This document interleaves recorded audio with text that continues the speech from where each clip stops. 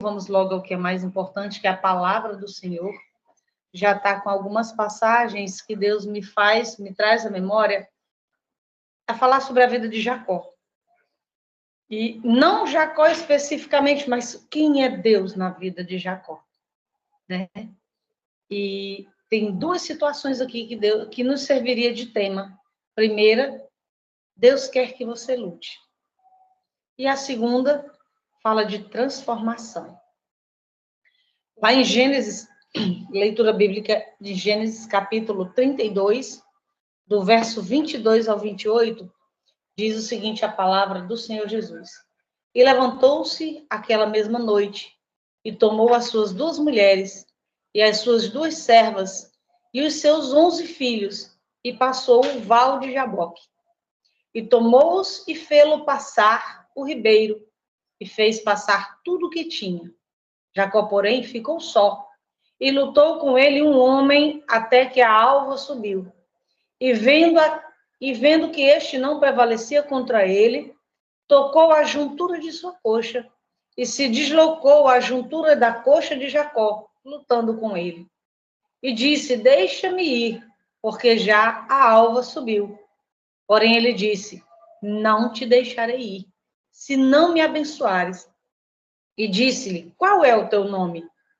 E ele disse, Jacó. E o verso 28 diz, então disse, não te chamarás mais Jacó, mas Israel, pois como príncipe lutaste com Deus e com os homens e prevaleceste. É uma passagem muito conhecida e que por um tempo eu entendi de uma forma que hoje, para mim, Adriana, eu entendi de forma errada boa parte da mensagem. E é por isso que a palavra de Deus, ela se aprimora a cada dia. Você lê a mesma passagem, os mesmos versículos várias vezes, e cada vez que você lê, Deus nos dá uma lição nova. De início, a gente vai falar do nome em si, de Jacó. E a gente sempre chama Jacó o usurpador, Jacó o enganador. Esse foi o meu primeiro erro. Essa foi a primeira lição que eu vi que eu estava enganada. Por quê? Porque se pararmos para analisar a situação, Deus não se engana. Deus não se engana. E ninguém engana Deus. Ninguém. Assim também como Deus não engana, não deixa que eu e você estejamos enganados com alguma coisa ou com alguém, a não ser que estejamos fora do seu propósito. A não ser que estejamos fora do seu propósito. Ele permite que nós sejamos enganados, mas ele não engana ninguém. E aqui eu trouxe até a passagem que fala do nascimento deles, dos 2 irmãos, Esaú e Jacó, Gênesis capítulo 25. Eu vou ler só um fragmentozinho, que diz assim, o Senhor respondeu, é um encontro de Deus com Rebeca. Os filhos em seu ventre se tornaram 2 nações. Desde o começo, elas serão rivais. Uma nação será mais forte que a outra, e o seu filho mais velho servirá ao seu filho mais novo. Quando chegou a hora de dar à luz, Rebeca descobriu que de fato eram gêmeos.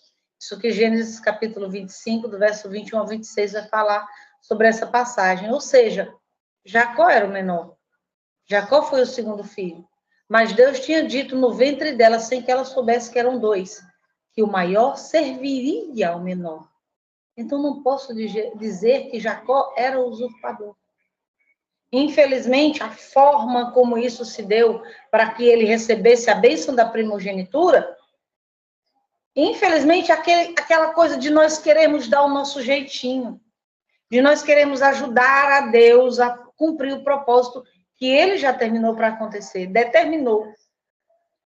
Esse foi o problema.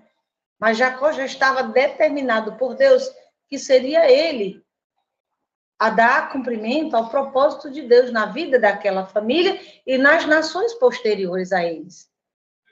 É uma questão de nós orarmos e pedirmos o entendimento de Deus.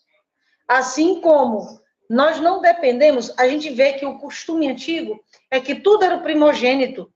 A lei era para o primogênito, o direito do primogênito, a herança do primogênito. Mas aqui, Jacó não era o primogênito. Moisés não era primogênito. E aí a gente pode fazer uma lista, tem muitos outros. Salomão não era o primogênito. Davi não era o primogênito. Entende? Então, não é algo determinado pela lei humana, mas pelo sobrenatural de Deus. É simples assim. Por muito tempo eu mesmo tinha aprendido e já ouvi pregações dizer, Jacó é usurpador. Mas procurando o significado em hebraico, está escrito aquele que agarra o calcanhar. Ou aquele que suplanta. E eu fui procurar, inclusive, o significado de suplantar, para entregar de uma maneira mais simples, que quer dizer sobrelevar, vencer. Ele lutou com o irmão na hora do nascimento e venceu. Ele lutou com o próprio Deus em forma de homem e prevaleceu no sentido de insistiu, lutou. Se Deus quisesse, teria destruído a vida dele ali naquela hora. Mas o que Deus queria ver? Se ele insistiria, se ele persistiria ou se ele desistiria. Ele lutou até a alva, porque assim Deus permitiu. Então, Deus quer perguntar para mim e para você, o quanto você está disposto a lutar? Até quando? Porque Deus disse que nós não passaremos nada além daquilo que nós podemos suportar. Mas até quanto nós estamos dispostos a suportar? E é fato que a vida de Jacó não foi fácil. Por quê? Trazendo a nossa situação, a história aqui, trazendo o tempo todo para a nossa vida, podemos ver que depois de tudo que ele apronta com a mãe dele para herdar a primogenitura, ele foge, temendo por sua própria vida. E eu já vou adiantar aqui uma informação. Ele e a mãe tentaram adiantar algo que não estava no tempo. Eles não precisavam fazer tal plano, tal ação, por mais que o pai quisesse abençoar. Sabe por quê? Se nós lermos toda essa história aqui, depois que ele foge, se casa e resolve voltar para sua casa, ele ainda encontra o pai dele vivo. Ou seja, no tempo certo, a primogenitura ia sim ser entregue, a bênção ia ser entregue a Jacó. Por quê? Porque Deus já tinha determinado isso. E quando Deus determina um plano para a minha e para a tua vida, nós não precisamos dar uma mãozinha. Nós não precisamos montar esquemas. Deus não precisa de esquema, gente. Deus é Deus. Ele é soberano. E o Deus que nós servimos, ele é tão bom que ele é todo o tempo a gente fazendo escolhas ruins e ele nos trazendo de volta para a rota. Você faz uma escolha ruim e ele te puxa nas orelhas e faz situações, permitem situações, muitas delas bem dolorosas, para nos colocar de volta na rota.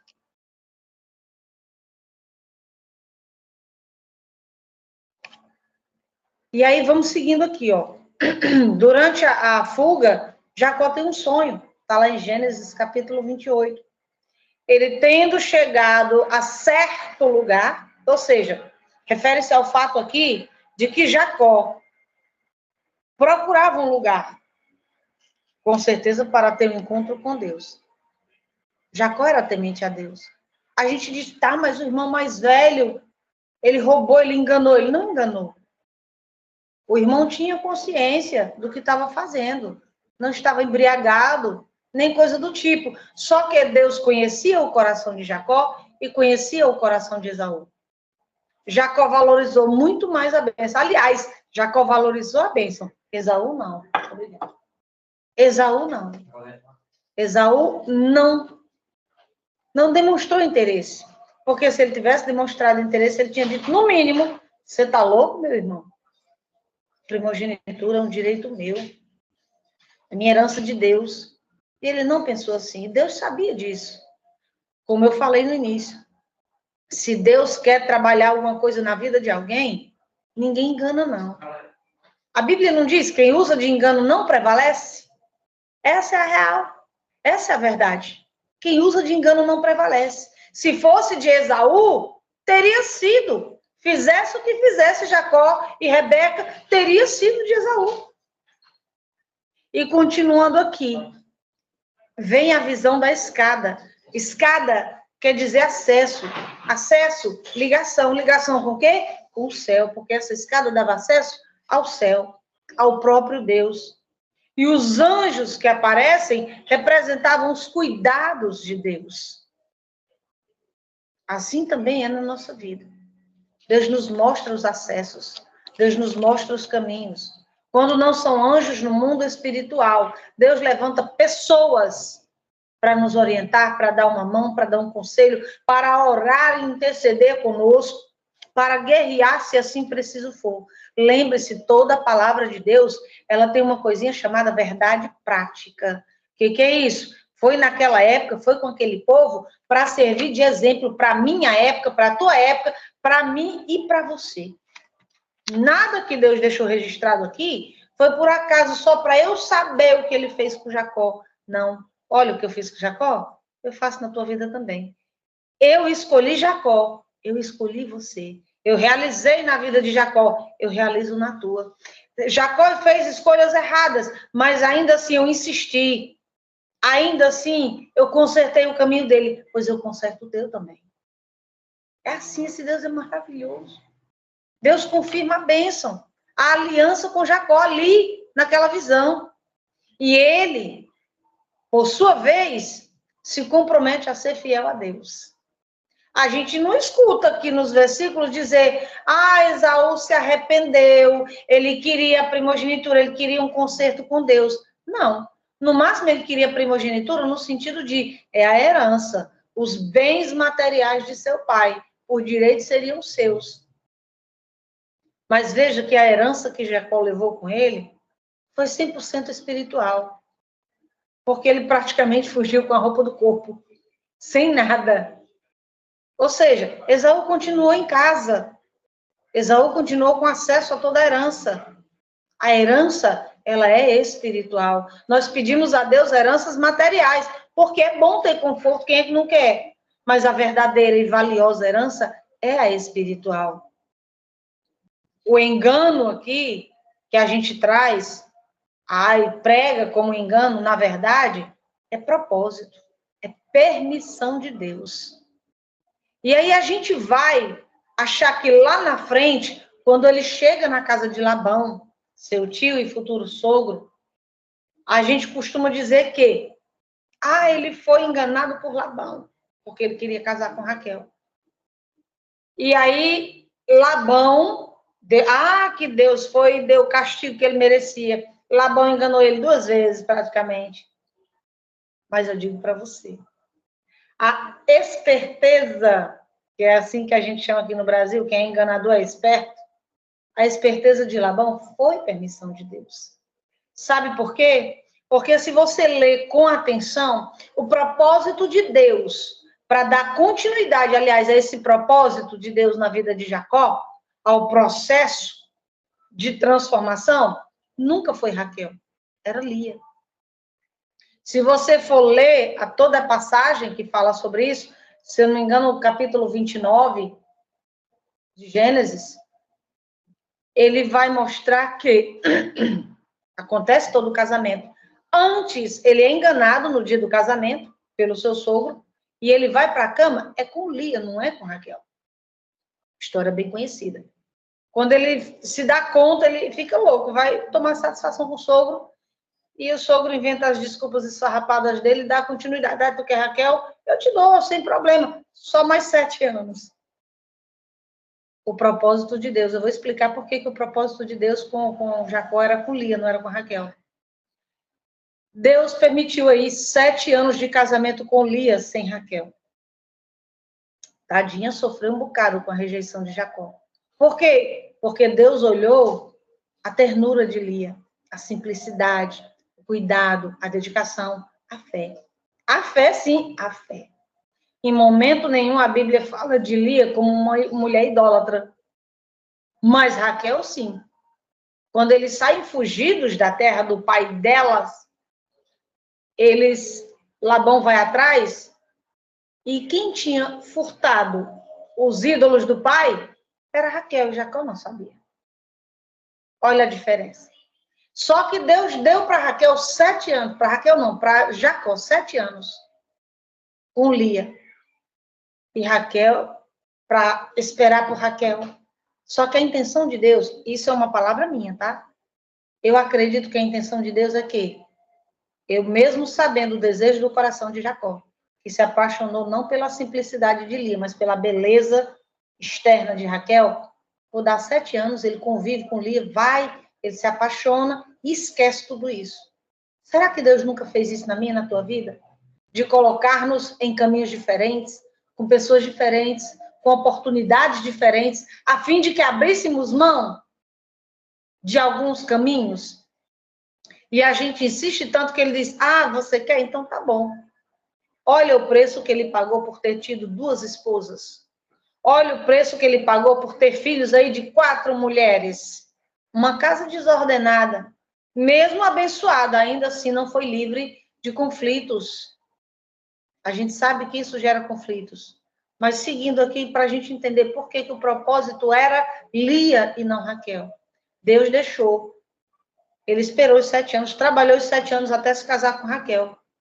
Embora a matriarca fosse Lia, a primeira esposa, mas quem tinha, às vezes, dada pelo próprio Jacó, era a Raquel. Por quê? Porque era nela que ele depositava o seu amor e sua atenção. Lia ficava com as migalhas. Mas assim como Jacó insistiu na sua fé, mesmo fazendo escolhas erradas, erradas no sentido de não era esse o propósito de Deus para a minha vida, sabe? E eu não estou aqui esculachando Raquel, não. Só estou dizendo que Deus escolheu Lia, Jacó escolheu Raquel. Por quê? Raquel, idólatra, mas ainda assim Deus tratou dela por amor a ela, com certeza, e a Jacó principalmente, transformou-a, modificou-a e guardou-a para si.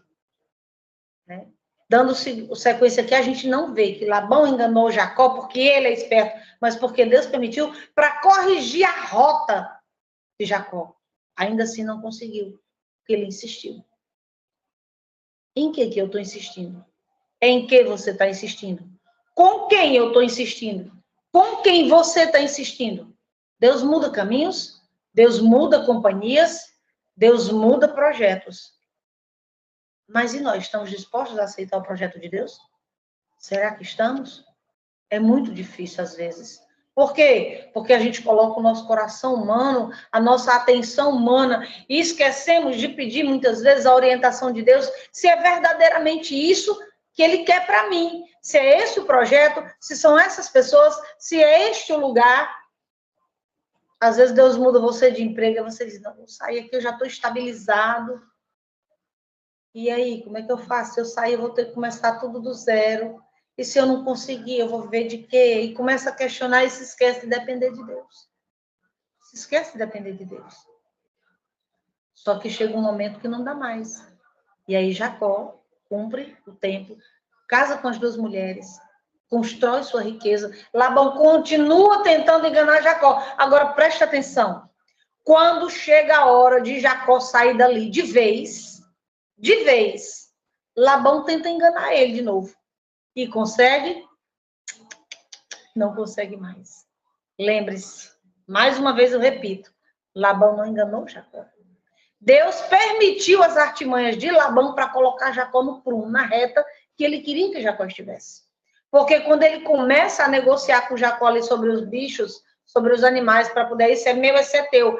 Faz assim, tu cuida desse, depois cuida daquele, e toda a vida Jacó saía ganhando, e ele sem entender nada. Foi o que eu disse.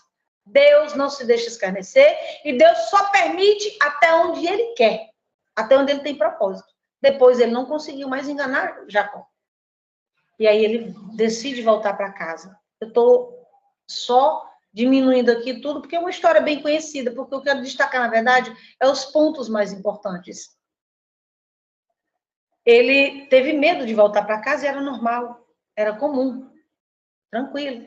Quantos de nós não tivemos medo de voltar, de começar de novo, de dar de cara com as coisas que precisavam ser corrigidas do passado, corrigidas no sentido de passado não se desfaz, mas perdão a gente precisa ter, pedir e dar. A gente precisa pedir e a gente precisa dar o nosso perdão. E ele precisava corrigir do começo, que foi quando ele enganou o seu irmão, juntamente com sua mãe. Entende? Se fosse realmente aquela época, repito, de receber a bênção, o pai dele tinha abençoado e ele mesmo tinha morrido. Mas ele só falece depois que Jacó volta para casa. Olha o cumprimento das coisas de Deus, como são lindas e perfeitas. E será que a gente está atento a esses detalhes? Será que Deus não está permitindo que eu volte a cenas, que eu volte a situações para que eu corrija algo que ficou lá atrás e que ainda hoje é uma ferida em mim? Porque Jacó ainda estava ferido nesse setor da sua vida. Ele precisava se entender com seu irmão. Esse ponto fazia parte do processo de transformação.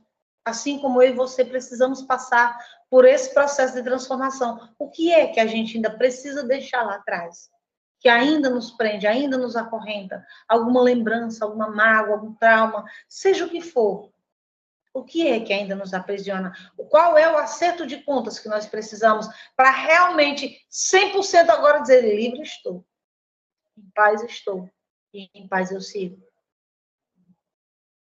Não é verdade? É muito complicado? Nem sempre, se nós estivermos dispostos. E aí eu vou voltar aqui, na parte onde ele e Lia, esses eram os caminhos que Deus queria, um para o outro. Se pararmos para analisar, lá na frente, quando Raquel tem Benjamim, ela lhe falece. Ou seja, Raquel chegou 7 anos depois. E eu não sei exatamente quantos anos, mas ela também saiu de cena anos antes. Jacó começou sua vida com Lia. E ele concluiu sua vida com Lia. Lembrando aqui que, quando ela tinha seus filhos, ela praticamente na sua cabeça e no seu coração, ela disse: pronto, agora meu marido vai me amar, que eu dei filhos a ele. Raquel nem deu. Ela mesma teve 4 filhos, fora o da serva. Mas dela mesma, nascido dela, foram 4. Rúben, Levi, Judá, e são 4. E aí o que acontece? Os 3 primeiros, ela usa como barganha. Olha, eu tenho um filho, tem mais filho que você. Deus deu primeiro a mim do que a você. Era as 2 concorrendo. Só que quando Judá nasce, ela diz: por esse eu louvarei ao Senhor. Ela não olhou mais: eu já barganhei com os 3, não deu certo? Sabe de uma coisa? Eu vou louvar quem é de direito, que abriu a minha madre, a Deus. Então, a Lia, que sempre teve fé e louvava a Deus, deixou de olhar para as tristezas que viveu, porque o pai usou ela como moeda de troca. O marido a desprezava porque amava a irmã. Por mais que ela desse filhos a ele, a preferida aquele dia sempre foi Raquel. E você imagina uma mulher viver nessas condições de desprezo? Porque a tua irmã é bonita, você não é bonita. Tem os olhos meigos. Tirando os olhos meigos, a Bíblia não diz que ela tem beleza alguma. Ou seja, era só o resto, as migalhas. Você sabe de uma coisa? Eu vou me prender ao amor que Deus me deu. Não vou mais chorar pelo que eu não tenho. Eu vou focar no que Deus me deu. Deus já me deu 4 filhos. Eu louvo a Senhor por esse último. E ali, em Judá, Deus servou a sua madre. Não entendi. E aí, como é que você disse que o propósito de Deus era com Lia, não era com Raquel? Os filhos de Raquel foram uma bênção. A gente vê a história de José belíssima. Mas foi da descendência de Lia, da descendência da tribo de Levi, que Deus separou todos os sacerdotes, os levitas. Olha que honra. O que é isso? Resultado de uma vida de fidelidade, de confiança, de perseverança, porque ela poderia simplesmente ter desistido. Eu já passei minha vida toda infeliz com esse homem. E quando chega lá na frente, que ela tem Judá, e diz, dessa vez, ela não diz: oba, meu marido vai me amar agora. Não, ela diz: agora, Deus, esse aqui é teu, eu te louvo. Eu te louvo por mais esse filho que o Senhor me deu. E ali, o leão da tribo de Judá, o Messias, o nosso Salvador, o nosso Senhor Jesus Cristo, vem de onde? Da tribo de Judá. Filho de quem? De Lia. Mais uma vez, Deus honra a descendência de Lia, a matriarca Depois que Deus guarda Raquel, ele abre os olhos de Jacó e Jacó verdadeiramente começa a enxergar Lia de verdade. Começa a enxergar a Lia não com os olhos humanos, mas com o coração. E ele ama a Lia, o amor que ela esperou sua vida toda. Olha as escolhas de Jacó. Trambicou e fez aí suas escolhas ruins com sua mãe para adiantar um processo que já era dele, não precisava, pagou um preço. Escolheu Raquel, insistiu em Raquel, pagou o preço. Mas quando ele volta para o prumo, quando ele volta para o propósito de Deus, a coisa é diferente. E ele prospera. E a sua vida começa a ficar de volta dentro do projeto de Deus. Ele ama a Lia. No caminho, deixa eu pegar aqui a passagem, tá aqui. Gênesis 35, é isso? Isso. Gênesis 35 fala que Raquel morre. E ali no caminho ainda, ela é enterrada. Mas com Lia é diferente. Quando Lia morre antes de Jacó, no capítulo 49, se não me engano, de Gênesis, ele vai enterrar Lia na sepultura dos seus patriarcas, Abraão e Isaac, Rebeca e Sara. Ele enterra Lia com os patriarcas. O próprio Jacó não falece ali na terra de Canaã, não. Ele já estava no Egito, porque teve todo aquele processo onde o próprio José se tornou rei, aliás, praticamente um rei, um governador do Egito, propósito de Deus para salvar aquela nação, mas lá mesmo ele falece. Mas ele faz os seus filhos prometerem que vai trazer ele de volta para a sua terra e lá deixar os seus restos mortais. Sabe onde? Em Macpela. Juntamente de quem? De Lia. Ele escolheu Raquel. Deus escolheu Lia. Ele começou com Lia. E o final da sua vida foi com Lia.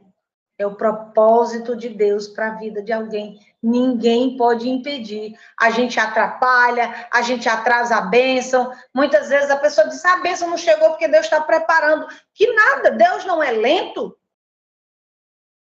Quando nós viermos a receber as nossas bênçãos, a demora no processo é a minha e a tua postura. As minhas e as tuas escolhas. Foi isso que atrasou o processo na vida de Jacó. Escolhas ruins, escolhas erradas. Seguiu o conselho da mãe para adiantar o processo. Se apaixonou com os olhos e não com o coração. Seguiu só isso. Mas quando ele olha para Lia com o coração, ele se apaixona. E ele volta para dentro do propósito de Deus. E dele e Lia. Não foi de nenhuma das duas servas e nem foi de Raquel. Foi dele e de Lia que ele deu continuidade ao processo das nações. De onde viria o Messias. De onde ele separou todos os sacerdotes. E aí, trazendo para a nossa vida de hoje quem será que nós estamos insistindo em manter na nossa vida? Que Deus não queria nem que entrasse, que dirá que permanecesse.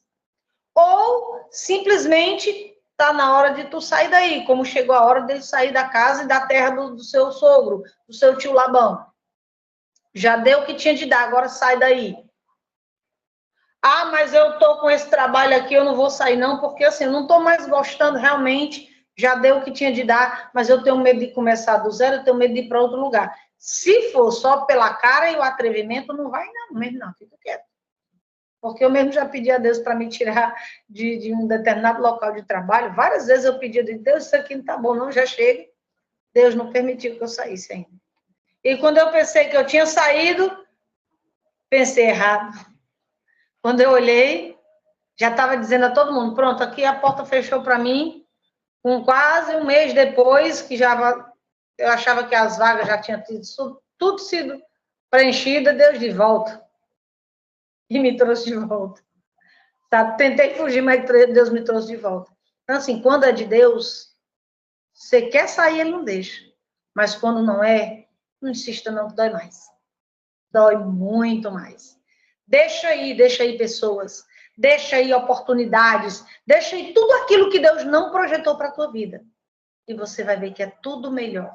Às vezes você diz assim, eu mesmo conheço pessoas que assim, como diria minha mãe, no bom e velho popular, né? Não dá um prego numa barra de sabão, ou seja, não trabalha em nada, mas se doa para Deus, não por preguiça, porque não quer trabalhar, mas porque verdadeiramente fez o... Jesus chamou alguns para trabalhar e ajudar a manter na obra, trabalhar na vida secular e ajudar na obra. Mas outros, como Paulo, ele separou 100% para a obra, e ele não deixa faltar para ninguém. Deixa Deus tirar quem ele precisa tirar. Deixa a porta que Deus fechou fechada, não bate não. Tenta derrubar não. Olha as farpas nos dedos. Olha os problemas, as dores. Deixa aí. No começo você vai se assustar, mas depois Deus vai dizer, ei, eu disse a você que era melhor. Um único exemplo aqui que eu vou dar testemunho e já vou encerrar. Eu morava bem pertinho da casa dos meus irmãos, da minha mãe. E ainda é perto, viu? É um perto que dá para ir a pé tranquilo, é o quê? 5 minutinhos, se eu for andando devagar, dá 10. Daqui para a casa deles. Mas era assim, quando eu digo pertinho, é porque era tudo na mesma rua, sabe? O meu pai tem apelido de Zé Galego. E a gente chamava a Rua dos Galegos. Porque era todo mundo ali, mãe, irmãos. E de tanto ciúme dos meus irmãos, de mim por ser a caçula, e ficava aquela tensão de mãe com caçula, eu nunca gostei disso, porque eu me incomodava por eles, inclusive. E eu disse, não, sabe uma coisa, eu vou fazer por onde sair dessa rua. E me mudei para uma rua um pouco mais distante, ainda na mesma cidade, como eu falei. 5 minutos rapidinho, se eu for devagar, contando os passos, 10 minutinhos eu estou lá. Pertinho. E no dia que eu estava colocando a minha mudança em cima do caminhão para trazer para essa nova casa, que Deus abençoou, foi tudo debaixo de oração e eu nem crente era. E quando eu estava terminando de colocar, me veio uma nostalgia, uma angústia, sabe? Eu disse, Deus, eu estou saindo da minha casinha. Eu batalhei tanto para arrumar. Nós colocamos cerâmica na casa toda, fizemos a reforma, ela está tão à nossa cara. Eu vou sentir tanta saudade da minha casinha. Na primeira noite que nós dormimos nessa casa, detalhe, ela dá 3 da que eu morava. Na primeira noite que eu dormi nessa casa, parece que eu nunca morei na outra casa. Parece que eu sempre morei aqui. O refrigério que Deus deu. Sabe? Deus tira tudo aquilo que causa dor. Ele não ia deixar eu sofrendo com saudade da casinha, mas não ia mesmo. Por quê? Porque a partir do momento que eu vim para cá, Deus concluiu o processo de quê? De transformação em que sentido? Eu ia para os cultos levar meus filhos, mas eu mesmo não queria saber de ser crente, não. Mas a partir do momento que eu vim para cá, meu coração ficou mais quebrantado e o processo de aceitação, com relação a aceitar a Cristo, foi bem mais rápido. Deus acelerou. Eu ainda estou sendo moldada. Se eu estivesse perfeita, Deus já tinha me guardado. Se eu estou aqui ainda, tem 2 motivos. Cumprir o propósito dele e terminar de me aperfeiçoar. Senão, ele já teria me guardado, que quem chega no nível da perfeição, ele não deixa aqui para se contaminar de novo, não. Mas uma coisa é certa, foi a melhor coisa que eu fiz na minha vida. Deus tira. Deus não vai deixar você chorar por aquilo que não é para a tua vida. Ao contrário, ele vai dar o bálsamo, ele vai dar o refrigério, ele vai colocar uma alegria que você nem imaginava. Então, não insista, não teime, não ajude, não dê jeitinho, Deus não precisa de jeitinho. Só deixa o processo de transformação. Insista, persista, não importa o tamanho da dor, da dificuldade, para alguns mais do que outros, mas Deus não dá nada além daquilo que a gente pode suportar. Insista, persista, deixe-se ser transformado por Deus e não desista. Amém? E aqui eu encerro as minhas palavras agradecendo a Deus por essa rica e abençoada oportunidade.